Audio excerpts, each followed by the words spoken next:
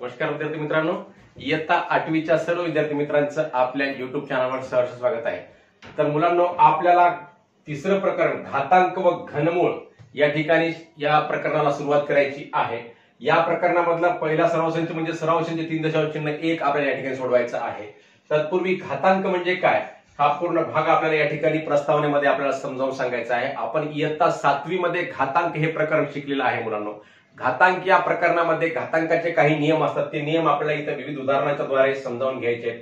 हे आपल्याला हाच प्रश्न आपल्या पुस्तकामध्ये विचारलेला आहे।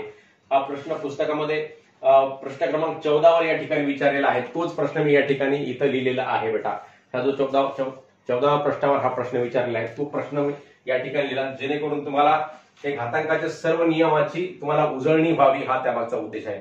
हे सर्व नियम आपण बघूयात व सराव संच 3.1 सुद्धा बघूयात। तर बेटा घातांकाचे नियम बघूयात आपण। घातांकाचे नियम, घातांक म्हणजे काय बघा, ही अशा प्रकारे संख्या एक खाली लिहिलेली असते, त्याच्यावर डोक्यावर उजव्या कोपऱ्यामध्ये एक संख्या लिहिलेली असते।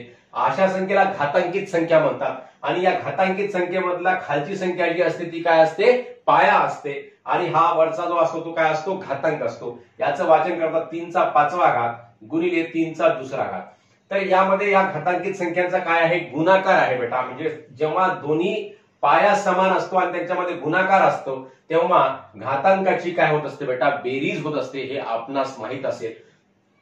तर 3.5 गुणिले 3.2 बरोबर आहे 3.5 अधिक 2 म्हणजे 3.7 हे याचं उत्तर येते बेटा। म्हणजे घातांकाची बेरीज होते गुणाकारामध्ये, पण पाया समान पाहिजे। इथं सुद्धा पाया समान आहे, परंतु इथं काय आहे, दोन घातांकित संख्यांचा भागाकार आहे। म्हणजे पहिल्या संख्येला दुसऱ्या संख्येनं भागलेला आहे। मग भागाकार जेव्हा असतो घातांकित संख्यांचा, मग भागाकार असताना पाया समान असेल आणि भागाकार असेल तर ज्या संख्येला आपण भागत आहोत ही संख्या 3.7 3च्या 9व्या घाताने आपण काय करतो, भागत आहोत। म्हणजेच 3.7 - 9 घातांक येते बेटा। 7 - 9 म्हणजे घातांकाची वजाबाकी। 7 - 9 केल्याने काय होते, 9 मधून 7 गेले 2 राहतात आणि 9चं चिन्ह म्हणजेच ऋणाचं चिन्ह, म्हणजेच 3.2 याचं उत्तर येते बेटा। 3.2 हेच जर 9 अगोदर राहिलं असतं 7 नंतर राहिलं असतं तर याचं उत्तर काय आलं असतं, 3.2 आलं असतं। म्हणजे 9 मधून 7 वजा केल्यानंतर 2 आलं असतं, परंतु 7 मधून 9 वजा केल्यानंतर ऋण 2 होते बेटा। तिसरा प्रश्न आहे 3.4 आणि या पूर्ण घातांकित संख्येचा पुन्हा परत 5 भागात, म्हणजे घातांकित संख्येचा घात आहे या ठिकाणी। मग या ठिकाणी घातांकाचा काय होतो, गुणाकार होतो, म्हणजे 4×5 20 होतात बेटा। 3.4 गुणिले 3.4 आणि या पूर्ण 3.4 घाताचा 5वा घात म्हणजे 3.4 घात किती वेळेस, 5 वेळेस। म्हणजेच या घातांकित संख्येचा दोन्ही घातांकाचा काय होतो या ठिकाणी, गुणाकार होतो, म्हणजे 4×5 20वा घात येते। आता 5चा ऋण 3रा घात म्हणजे 5चा ऋण 3रा घात असेल तर 1/5 म्हणजे या 5च्या खाली काय आहे, 5चा ऋण 3रा घातच्या खाली 1 आहे, परंतु याच्या वर जर 1 घेतलं तर ही घातांकित संख्या जेव्हा छेदामध्ये येते तेव्हा हे घातांक ऋण घातांकाचा काय होतो, धन घातांक होतो बेटा। म्हणजे 5चा 3रा घात होते। आता 5चा 0वा घात, 5चा 0वा घात, 10चा 0वा घात, 1000चा 0वा घात, कोणतीही संख्या इकडे राहू द्या, कोणत्याही संख्येचा 0वा घात म्हणजे त्याची किंमत 1 येत असते बेटा। म्हणजे 5चा 0वा घात याची किंमत काय आलेली आहे या ठिकाणी, 1 ही किंमत आलेली आहे। कोणत्याही संख्येचा 0वा घात असेल, x चा जरी 0वा घात असली तरी त्याची किंमत काय असते, 1 असते।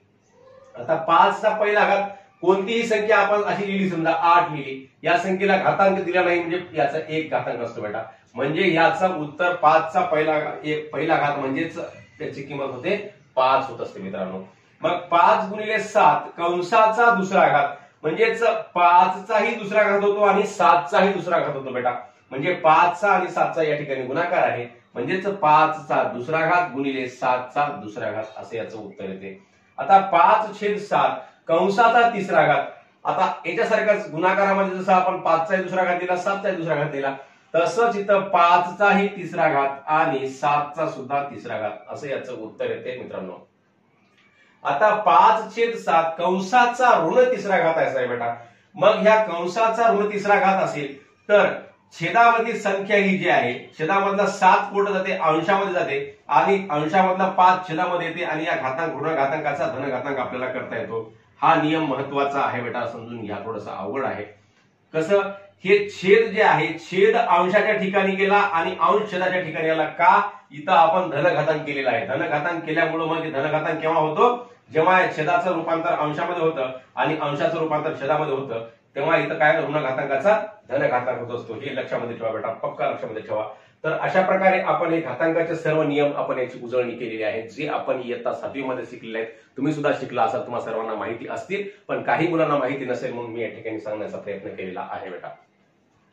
तर पुढचा सराव संच आहे सराव संच 3.1. अतिशय सोपा आहे. घातांक वापरून पुढील संख्या लिहा. 13चे 5वे मूळ. 13चे 5वे मूळ कोणत्याही संख्येचं मूळ लिहायचं म्हणजे कसं लिहायचं, हे 13 लिहायचं आणि 5वं मूळ म्हणजे 1/5. हे झालं 13चं 5वं मूळ. म्हणजे 13 या संख्येचं 5वं मूळ. 13 या संख्येचा 5 वर्ग सांगितला नाही, तर 13व्या संख्येचा 5वं मूळ सांगितलेला आहे. 13 या संख्येचा 5वा घात सांगितला नाही, तर 5वं मूळ सांगितलं बेटा. मूळ सांगितल्यानंतर त्याला कसं लिहायचं असते, असं 1/5वं मूळ सांगितलं म्हणून 1/5 लिहिले आहे. 9चे 6वे मूळ, याला सुद्धा तसंच लिहायचं. 9 आणि वर याच्या डोक्यावर काय 1/6. 6वे मूळ म्हणल्यानंतर 1/6 लिहायचं. 5वं मूळ म्हणलं की 1/5 लिहायचं. 256चे वर्गमूळ. वर्गमूळ म्हणजे केव्हा असते, वर्ग केव्हा असतो, दुसरा घात असतो तर वर्ग असते. आणि वर्गमूळ म्हणजे याला कसं लिहायचं असते, 256 आणि त्याच्या डोक्यावर 1/2 लिहिलं म्हणजे याचं काय झालं, हे वर्गमूळ झालं. 17चे घनमूळ. घनमूळ म्हणजे तिसऱ्या घातांकाला घन म्हणतात आणि ते तिसऱ्या घातांकाचा तिसरं घनमूळ असेल, तिसरं मूळ असेल, तिसरं मुळाला आपण घनमूळ असं म्हणतात. म्हणजेच ते 17चं 1/3 व मूळ म्हणजेच 17चं घनमूळ झालेलं आहे. 17चं याला तिसरं मूळ असंही म्हणतात. 100चे 8वे मूळ. आता 100 लिहायचं आणि 100च्या डोक्यावर 8वे मूळ म्हणजे 1/8 लिहायचं. म्हणजे 100चं 8वे मूळ झालं बेटा. 1008 वाटू नये आपल्याला. हे बघा अशा प्रकारे 100चे 8वे मूळ. तर 30चे 7वे मूळ ते सुद्धा सोपंच आहे लिहायला. 30 आणि वरच्या डोक्यावर 1/7 म्हणजे हे काय झालं, 30चं 7वं मूळ झालेलं आहे. अतिशय सोपी बाब आहे, आपणा सर्वांना निश्चितपणे समजलं असेल. सहज कोणत्याही संख्येचं कोणतंही मूळ आपल्याला लिहिता येते. आणि हेच भाग आता इथं काय केलेलं आहे, मूळ दिलेलं आहे आणि याला अक्षरामध्ये लिहायचं आहे. हे काय आहे, 81चं कितवं मूळ आहे, 1/4 म्हणजेच 4थं मूळ आहे. इथं लिहून टाकायचं 81चे 4थे मूळ. अशा प्रकारे लिहायचं आहे, काही अवघड नाही. तुम्हा सर्वांना हे तुम्ही वाटल्यास लिहून पॉज करून हे सर्व गणित आपण करू शकता. 49चे दुसरे मूळ किंवा 49चे वर्गमूळ असंही म्हणता येते याला. हे दुसरं मुळालाच आपण काय म्हणतो, वर्गमूळ म्हणतो. आता इथं 15चे 5वे मूळ.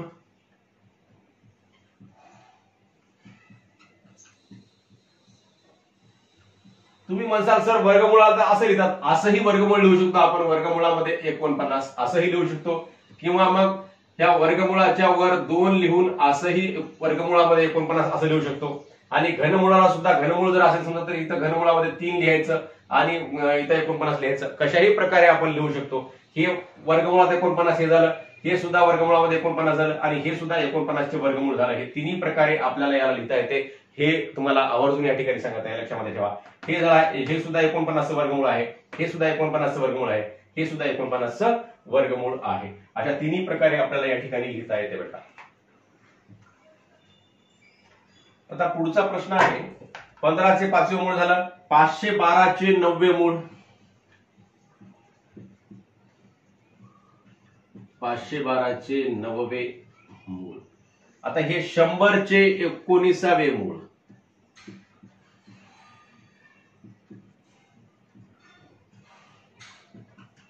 19वे मूळ आणि 6चे 7वे मूळ. 6चे 7वे मूळ. अशा प्रकारे हे आपण सगळ्या संख्या घातांक वापरून संख्या लिहिल्या आणि ह्या घातांकित संख्या कोणत्या संख्येचे कितवे मूळ आहे हे सुद्धा आपण या ठिकाणी लिहिले आहे, जो अतिशय सोपा भाग आहे. तसेच घातांकाच्या नियमाची सुद्धा आपण या ठिकाणी उजळणी केलेली आहे मुलांनो. तर हे सर्व भाग आपल्याला पुढे हा प्रकार शिकण्यासाठी महत्वपूर्ण आहे. हे सर्व भाग आपण लक्षामध्ये ठेवावा अशी तुम्हाला सर्व विद्यार्थी मित्रांना विनंती करतो.